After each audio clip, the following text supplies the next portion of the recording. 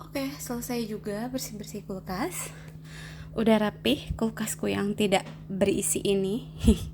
Yang berisinya sedikit, tentu ada Yakult yang membantu kehidupan ini berjalan. Terus ada cucu. Terus ada ini apa? Yogurt. Yogurt juga harus selalu ada. Terus udah nggak ada apa-apa.